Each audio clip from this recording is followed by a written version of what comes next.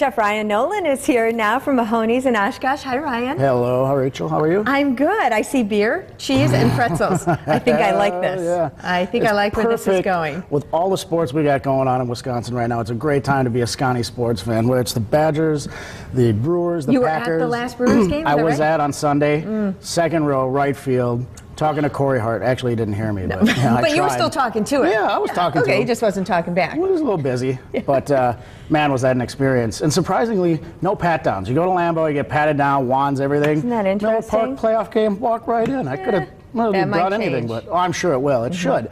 You'd think it now that you said it on live TV. Sorry, I ruined it for everybody, but I should have been there on Sunday then. Well, you're still going to like him after this recipe. So what are you making? We're going to make a great game day cheese, beer dip for pretzels or whatever, vegetables, whatever you want to dip into it, but it's really tasty. It's cheddar and ale. It's fantastic. Let's do it. Great.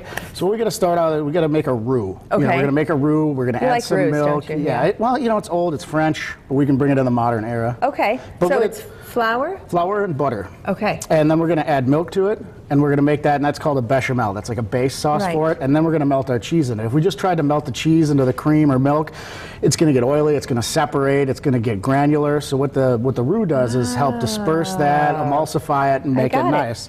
So we start out with a couple ounces of butter. Okay. And if you didn't want to use butter, you can use olive oil. It's just any kind of fat like that. Okay. I mean, this is not healthy by any means. We're going to do it exactly how you do it. Great. We're doing butter. I mean, you could cheat and make this recipe with a jarred cheese sauce, but why? We wouldn't need to bring you here. Exactly. We're going to do that. So, we start out with our roux by adding our flour and butter together, and we kind of get this nice paste going. Starting to smell good.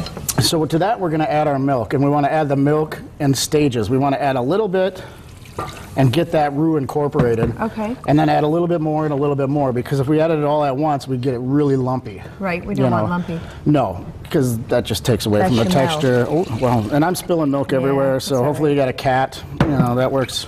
Don't mess up Amy's kitchen. Well, we'll have to clean up. Well, I'll do that. I'll make sure I do. So anyways. And so is that how it turns out after you cook for a while? We got one that's done, so we got to let it, heat up and cook, and you want to keep stirring, and it's going to get nice and thick. And we want this thick because we're going to add the cheese. Okay. And then we're going to add the beer. So we got about a pound of cheddar here. And you can use shredded. I just have it kind of chunked up because I just had slices. Do you like it sharp, mild? I like to add the sharp cheddar because it gives a little bit of bite.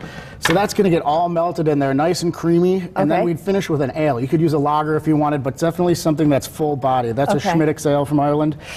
But if you wanted to use Miller High Life or Budweiser, just something that's more full body, not a light beer, it's not going to hold up. So once that's all incorporated, we add the beer. You want to add a full bottle? Go ahead. It's your call. And then it looks like this. That's got a nice color to it. Wonderful cheese sauce here.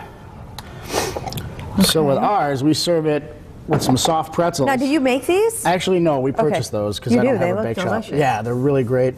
But you can find usually soft pretzels like that at the grocery store, either in the freezer section or sometimes a bakery has them too. Oh, good idea. So then you can just give them a slice, and we're going to serve it with the cheese sauce. Okay, you want me to slice these up? Do you do it in bite size? Yep, we're going to do it in bite size so we can dip it. Do I have to do it at an angle or anything like that? Do you care? It's your call. Whatever you want to do. Amy's on vacation, so it's your kitchen now. It's whatever Rachel wants, Rachel gets. I'm not very handy in the kitchen, I tell you. All right, I overfilled that. Don't write about my knife skills, okay? Don't even think about it.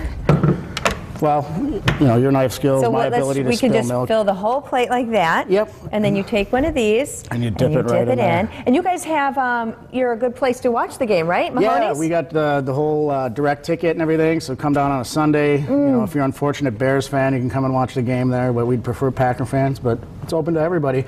Same thing for the Brewer game, Badger games. We got great drink, wing specials at the bar. It's a good place to be. It's awesome. And you call this again what? Pretzels and cheese. Order the pretzels and cheese, or make it for yourself tonight by getting the recipe online, fox11online.com.